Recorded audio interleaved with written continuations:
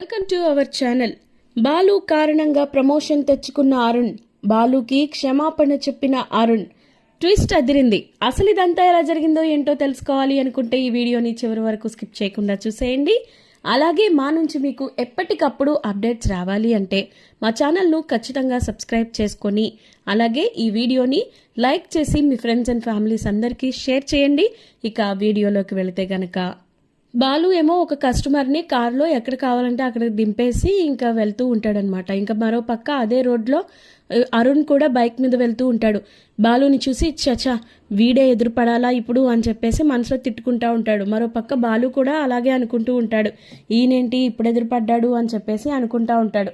కానీ ఇద్దరు ఎవరు మాట్లాడుకోరు. ఇంకా బాలు ఏమో అతన్ని దింపేసిన తర్వాత డబ్బులు తీసుకొని లెక్క పెట్టుకుంటూ ఉండగా ఇంక ఈలోపు ఒక మహిళ ఏమో మెడలో చైన్ కొట్టేసి పారిపోతుండగా ఇక ఆవిడ అరుస్తూ ఉంటుంది, అయ్యయ్యో బాబు నా చైన్ కొట్టేశారు, దొంగ దొంగ అని చెప్పి అరుస్తూ ఉంటుంది.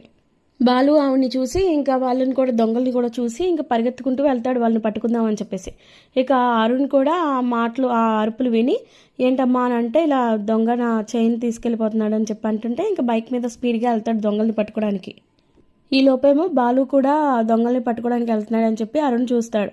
ఇక బైక్ మీద ఇంకా దొంగలు వెళ్తూ ఉంటే ఆ బాలు ఏమో వెనకాల ఉన్న పర్సన్ని లాగి కింద పడేస్తాడు. మళ్ళీ ఎక్కేసరికి మళ్ళీ లాగి కింద పడేస్తాడు. బాలు ఏమో దొంగల్ని కొడుతూ ఉంటారు కానీ వాళ్ళు బైక్ ఆపరు. అరుణ్ కూడా వెనకాల వస్తూ ఉంటాడు. ఇక ఆ విధంగా బాలుని వెనక్కి నెట్టేసి దొంగలు పారిపోతుంటే బాలు మళ్ళీ లేచి ఇంక వాళ్ళని పట్టుకోవడానికి మళ్ళీ పరిగెడతా ఉంటాడు.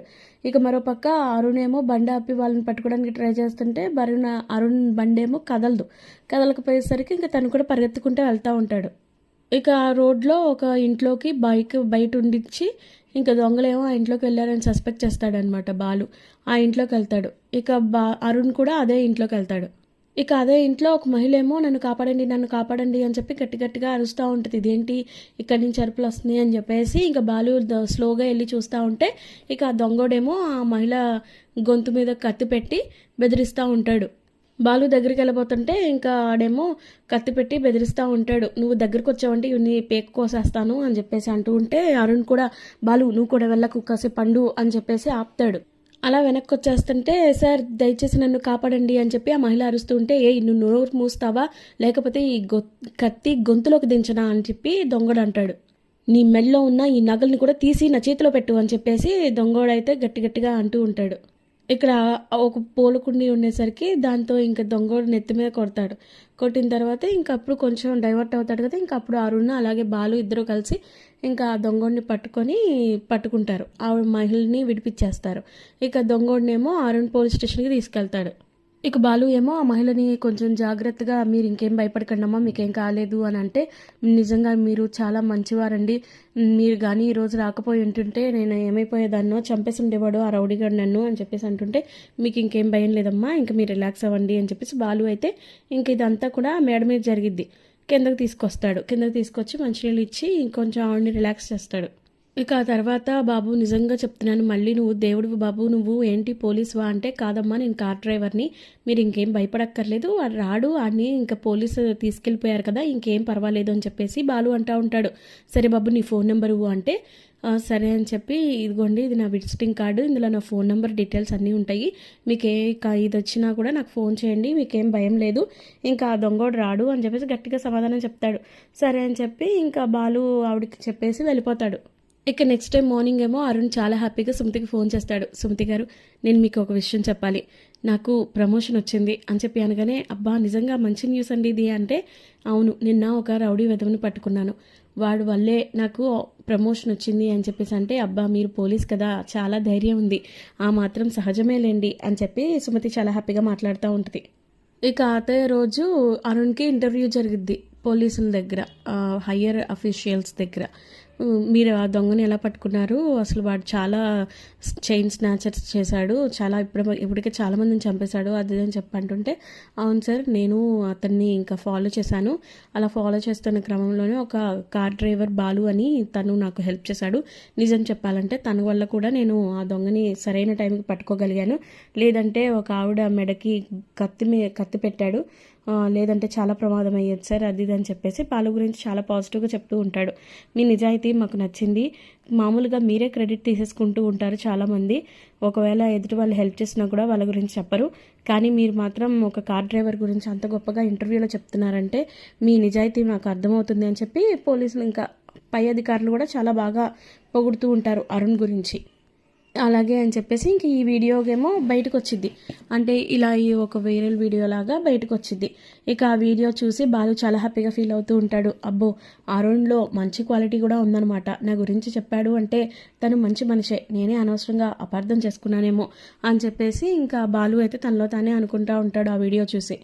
ఇంకెప్పుడు ఈ అరుణ్తో గొడవ పడకూడదు, నాది ఒక రకంగా తప్పే, అతను ఎంతన్నా పోలీస్ మనిషి, నేనే ఈగోని హర్ట్ చేసినట్టున్నాను, ఇంకెప్పుడు ఇంత గొడవ పడకూడదు అని చెప్పేసి నిజాయితీ గల ఆఫీసర్లా ఉన్నాడు అని చెప్పేసి ఇంకా తనలో తానే అనుకుంటూ ఉంటాడు. ఇక నెక్స్ట్ డే మార్నింగ్ ఏమో సుమతికి ఫోన్ చేస్తాడు అరుణ్. ఫోన్ చేసి మీతో నేను అర్జెంటుగా మాట్లాడాలి అంటే, సరే అండి నేను ఇలా ఆఫీస్ దగ్గరే ఉన్నాను రండి అని అంటే వెళ్తే ఇంకా అప్పుడు అక్కడ మాట్లాడుతూ ఉంటాడు. నిజంగా సుమతి గారు, మీరు వచ్చిన తర్వాత నా లైఫ్ చాలా మారింది, మా అమ్మ ఆరోగ్యం చాలా బాగైంది, అలాగే ఇప్పుడు నాకేమో ప్రమోషన్ వచ్చింది, మీరు నిజంగా నా జీవితంలో ఉంటేనే ఇలా ఉంటే, మీరు నా పక్కనే లైఫ్ లాంగ్ ఉంటే ఇంకెంత హ్యాపీగా ఉంటుందో, ఇంకెన్ని కలిసి వస్తాయో నాకు అని చెప్పేసి అంటూ ఉంటాడు అరుణ్. ఇంకా అలా మాట్లాడుతూ ఉంటే మీరు అలా పొగడకండి అని చెప్పి సుమతి అంటది. ఇది పొగడ్తలు కాదు నిజం అని చెప్పి అంటూ ఉంటే ఇంక ఈలోపు మీనా చూసేసిద్ది. చూసి దగ్గరకు వచ్చిద్ది. సుమతి ఎవరే అని చెప్పి అడిగేసరికి అక్క నువ్వా, ఎలా వచ్చావేంటి అనగానే ఇలా పనుండి వచ్చానులే కానీ ఎవరు అని అడుగుతుంది. అడిగేసరికి ఈయనేనక్క అరుణ్ గారు, అదే నేను చెప్పాను కదా మా హాస్పిటల్లో వీళ్ళ అమ్మగారిని అడ్మిట్ చేస్తే నేను చూసుకున్నానని, అదే మొన్న గుడి దగ్గరికి కూడా వచ్చారని చెప్పాను కదా, అదే ఈయనకి నేనంటే చాలా అభిమానం ఇష్టం, ఆ విషయం ఇప్పుడు చెప్తున్నారు, నేనే ఈ విషయంలో ఎలా తేల్చుకోవాలో తెలియట్లేదక్క అని చెప్పేసి అంటది సుమతి మీనాతో.